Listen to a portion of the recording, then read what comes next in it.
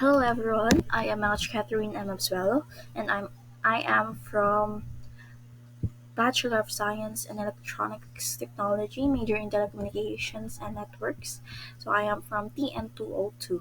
So I am here today to discuss with you about the models of communication. Linear communication model. So it is a direct way to comprehend how two different parties communicate with one another. It also a non-interactive communication. So it doesn't give feedback or response. So it's only sender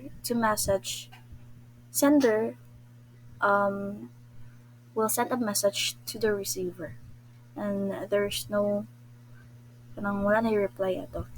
So there's no feedback. So for example is like Sarah sent a birthday message to his brother. So that's a that's an example of linear communication model. So the first part of the linear model of communication is the Aristotelian model. So it was proposed before 300 BC. So in this model, the speaker sends the message and the audience receives it. So so of course it is a linear communication, but then it is a one-way communication where the speaker to the speech, to the audience, and to the effect. So that is the Aristotle's model of communication. So for example, a politician. So the politician employs the Aristotelian model of communication to effectively persuade the audience to support their stance on environmental issues.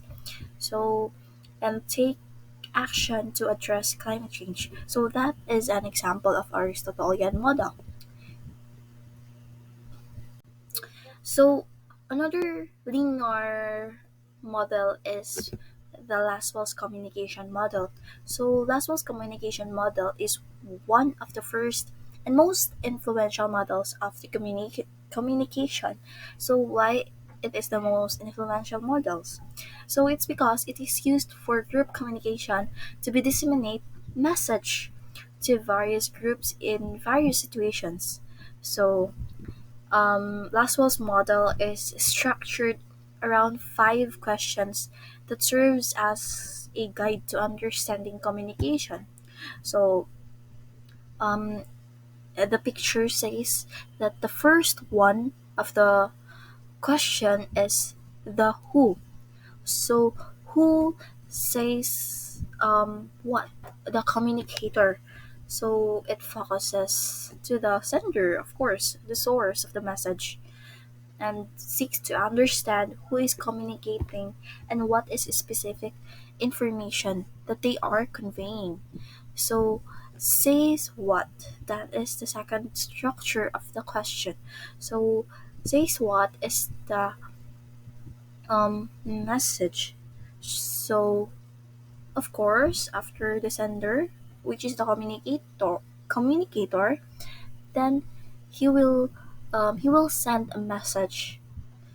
Then the next one, the third one is the which is channel or the medium.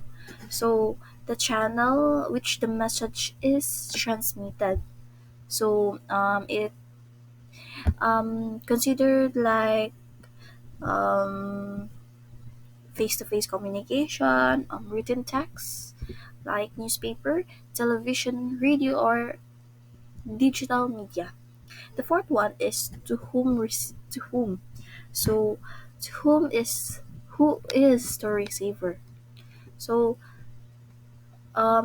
this question addresses the audience, of course, because they are the receiver and how they receive and interpret it. So this structure takes into account the characteristics, preferences, perspectives of the audience, as well as the context in which the communication occurs. Lastly, with what effect? So the last one is the effect. So This question assesses the impact or effect of the communication on the audience. So it considers whether the message achieves its intended purpose. So, for example, let's consider a presidential candidate delivering a campaign speech on national television. So, of course, yun sa ang communicator, then the present the presidential candidate says what the message is, iyahang interaction between the candidate, mga message niya sa iyang campaign, which is to whom is the audience, nasa mga political affiliations, sa socioeconomic backgrounds. So, nga nag-watch sa ilang mga balay or public places or even online. And the last one is the effect. So, the effectiveness in speech is assessed based on its ability to persuade and mobilize voters. So that is the example of Laswell's communication model. The third one of the linear communication model is the Shannon Weaver model.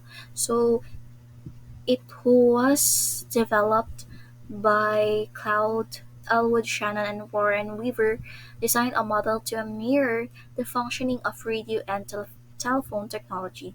So it is designed to adapt to the use of telephone and radio, which can be used for a more private exchange of messages. So a person who makes the call is the sender, and uses a telephone as the encoder to turn the message into a form which can be relayed through wires. So, of course, it includes the sender, the encoder, channel, decoder, and then receiver. So that is the Shannon-Weaver model. So lastly, Berlow's SMCR model. So this model views communication as the transfer of information. So it was developed by David Berlow and it includes four components. So the sender, the message, channel, and receiver. So the sender transforms a thought into a message. So the source or the sender is young part is the communication skills. So naadere na belong niya, and also the attitudes, the knowledge, the social system, and the culture. Also, sa message, dito na belong ang content, elements, treatment. And sa channel, also dito na belong ang teaching, hearing, seeing, and lastly, it decodes to the receiver, which the receiver has also the communication skills, attitudes, the knowledge, the social system, and culture. So that is the PROS SMCR model. So the second type of the models of communication is the interactive communication model. So it also known as the convergence model. So it is a convergence model because it now allows for a feedback element because after a message is encoded and sent to the coding receiver, it upgrades the linear model by making the message exchange in two ways. So from sender to receiver and from receiver to sender. So it acknowledges the communication is not a one-way process but rather a reciprocal interaction where both parties contributes to the meaning-making process. So the picture says that the sender sends a message to the receiver and the receiver sends a message to the sender. So reciprocal. So one part of the interactive communication model is the Scrum's model. So it was proposed by Wilbur Scrum in 1954. So regards communication is a process between an encoder and a decoder. So Scrum's model emphasizing the interactive and contextual nature of communication. So it is a circular model. So the picture says, diba? So circular. Kita nimo na magtuyok ko siya. That emphasizes the interactive nature of communication. So it highlights the reciprocal exchange of messages, diba? So you've seen that the encoder sends to the messenger, the decoder, and decoder becomes the encoder and sends a message to the decoder, which was the encoder earlier. So both parties playing active roles in the communication process. So Scrum's model suggests that communication is dynamic and ongoing interaction where feedback is essential for mutual understanding. So that is the Scrum's model. So the second and the last one of the interactive communication model is the dance model. So as you've seen in the um, says above that the helical model of communication or Dance's helix model is a communication model in which communication is explained by means of a helix. So it was proposed by Frank Dance in 1967.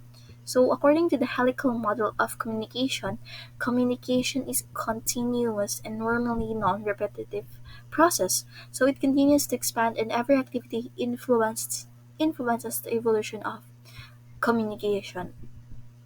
So this model views communication as a dynamic, coordinated process. So similar to a dance. So we are all familiar sa sayaw, di ba? Or dance. So where participants, so in a dance, participants engage in mutual movement and interaction to create a meaning or a message. So it emphasizes the idea of communication as a collaborative and a co-constructed activity where both parties contribute to the exchange of the message. So that is the model. So that is the dance model. So the last type of the model of communication is the transactional communication model. So in the transactional model, receiver and sender can play the same roles simultaneously, as sometimes happens as messages can be sent back and forth simultaneously. So nurses don't just communicate to exchange messages. They communicate to create relationships. So receiver and the sender can play the same roles simultaneously. That's what I've said earlier. So the sender will also be the receiver. Sends a message and have the feedback to the receiver, which also will be a sender. So send back and forth simultaneously. So this model also emphasizes reciprocal nature of communication. So they also highlight both parties to contribute to shape the exchange of messages. So in transactional model, um, imagine a conversation between two friends. So they will discuss plans. So of course, they will have a communication that will send back and forth simultaneously. So ecological model is part of the transactional communication model. So ecological model is a compact theory of messages and the systems that enable them. So it was designed by David Folger on 2004. So it was recently after the year I was born, and there are three basic elements in this model, namely the creator, the message, and the consumer. So this model understands that communication is not just about the exchange of words, but also about the complex interplay of various factors that influence how messages are sent, received, and interpreted. So As the picture says above, so we have the creator and the consumer. So become creators when they reply or provide feedback. So we also have the message using languages within media. So the ecological model um, is a conceptual framework that views communication as a complex and interconnected process influenced by various um, environmental factors. So, um, this model emphasizes the dynamic interaction between individuals and their social, cultural, physical environments. So, for example, a conversation between two colleagues in a multicultural workplace. So, they have different culture. So, of course, they will change or they will communicate not just by exchanging words, but a complex interplay of various. So, this model influenced by various environmental factors at multiple levels, of course, it was as what I've said earlier. Mm, and that's all. So, thank you, and that's all for today.